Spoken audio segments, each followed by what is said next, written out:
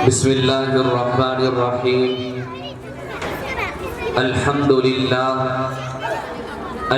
لله نحمده ونستعينه ونستغفره ونؤمن به ونتوكل عليه ونعوذ بالله من شرور أنفسنا ومن سيئات أعمالنا. من يهده الله فلا مضل له ومن يضلله فلا هادي له. ونشهد أن لا إله إلا الله وحده لا شريك له. ونشهد أن سيدنا وسندنا وحبيبنا وطبيبنا ومولانا محمدا عبده ورسوله. أما بعد، أعوذ بالله من الشيطان الرجيم. بسم الله الرحمن الرحيم. عبس وتولى أن جاءه الأعمى وما يدريك لعله يزكى أو يذكر فتنفعه الذكرى. صدق الله العظيم.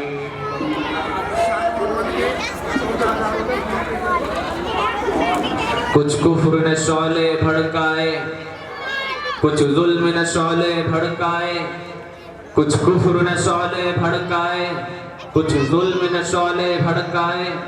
سینوں میں عداوت جاگ اٹھی، انسان سے انسان ٹکرائے اور پامال کیا، برباد کیا کمزوروں کو طاقت والوں نے.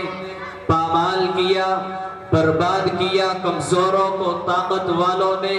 جب ظلم و ستم حد سے گزرے، تشریف محمد لے آئے صلی اللہ علیہ وسلم. دکھیڑی کے مسلمانوں، میں آپ کو ایک ایسا موضوع سنانا چاہتا ہوں جس کی طرف آپ کی توجہ بھی نہیں گئی ہوگی. وہ موضوع یہ ہے کہ رسول اللہ کا زمانہ ہے اور رسول اللہ صلی اللہ علیہ وسلم کے زمانے میں اگر صحابہ پر تنقید ہوئی تو رسول اللہ نہیں بولے بلکہ میرا اور آپ کا اللہ بولا. ہاں، اگر کسی صحابی کے باپ نے اپنے بیٹے صحابی پر تنقید کی تو اللہ تبارک و تعالی اس وقت بھی خاموش نہیں رہا. اس صحابی کی شان اللہ تبارک و تعالی نے قرآن مقدس کے اندر بیان فرما دی. میرے بھائیوں، دکھیڑی کے مسلمانوں، میں اور آگے چل کر کہتا ہوں، رسول اللہ صلی اللہ علیہ وسلم کی محفل میں ایک نابینا صحابی جس کا نام حضرت عبداللہ، اللہ کے رسول صلی اللہ علیہ وسلم کی محفل میں بیٹھا ہے. اس صحابہ نے آ کر کسی نے آ کر اللہ کے رسول صلی اللہ علیہ وسلم سے کہا، اے اللہ کے نبی، مکے کے کچھ سردار آئے ہیں، آپ سے ملاقات کرنا چاہتے ہیں، آپ سے ملنا چاہتے ہیں. اے دکھیڑی کے مسلمانوں، اللہ کے رسول صلی اللہ علیہ وسلم نے حضرت عبداللہ کو فرمایا، عبداللہ، میں آپ کو جانے کی اجازت دیتا ہوں. میرے بھائیوں، پیغمبر کو دین کا لالچ تھا، ہدایت کی حرص تھی، جس کا ذکر قرآن مقدس کے اندر ہے. اللہ تبارک و تعالی نے ارشاد فرمایا، حریص علیکم بالمؤمنین رؤوف الرحیم، کہ میرا پیغمبر حریص ہے، لالچی ہے کہ ساری دنیا اس کے ہاتھ پہ مسلمان ہو جائے. یہ کون کہتا ہے؟ یہ کون کہتا ہے؟ یہ اللہ تبارک و تعالی کہتا ہے. میرے بھائیوں، حضرت عبداللہ اللہ کے رسول صلی اللہ علیہ وسلم کی محفل سے اٹھ گئے، لیکن اللہ تبارک و تعالی نے اسی وقت یہ بات محسوس کر لی. اللہ تبارک و تعالی نے حضرت جبریل کو فرمایا کہ جبریل جلدی کرو اور میرے پیغمبر پہ قرآن کی یہ آیت لے جاؤ، عبس وتولی ان جاءہ الاعمی وما يدریک لعلہ یزکی. اے پیغمبر، تیری محفل میں ایک نابینا بیٹھا تھا، ایک نابینا، ایک مسکین، ایک بے یادگار و مددگار، آنکھوں سے معذور تیری محفل میں بیٹھا تھا.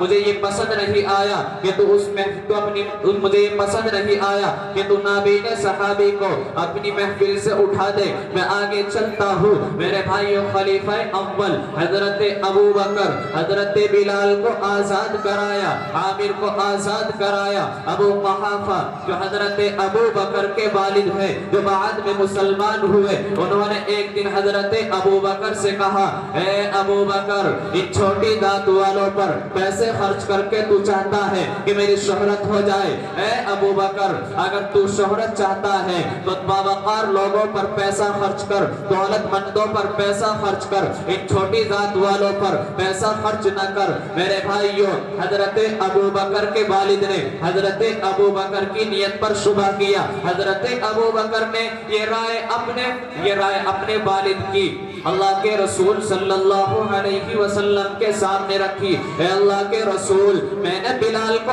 آزاد کرایا، میں نے عامر کو آزاد کرایا، لیکن میرا باپ کہتا ہے، اے اللہ کے نبی میرا باپ کہتا ہے کہ تو شہرت چاہتا ہے۔ اے اللہ کے نبی میں تو شہرت نہیں چاہتا۔ میرے بھائیوں، اسی وقت اللہ تبارک و تعالی نے حضرت جبریل کو فرمایا کہ جبریل جلدی کرو اور میرے پیغمبر پہ قرآن کی یہ آیتیں لے جاؤ۔ عبس وتولى ان جاءه الاعمى وما يدريك لعله يزكى الذي يؤتي ماله يتزكى، وہ شخص جو مال اللہ کے راستے میں لوٹاتا ہے، تزکیہ کے لیے لوٹاتا ہے، یہ دنیا کے کسی سردار سے بدلہ نہیں چاہتا۔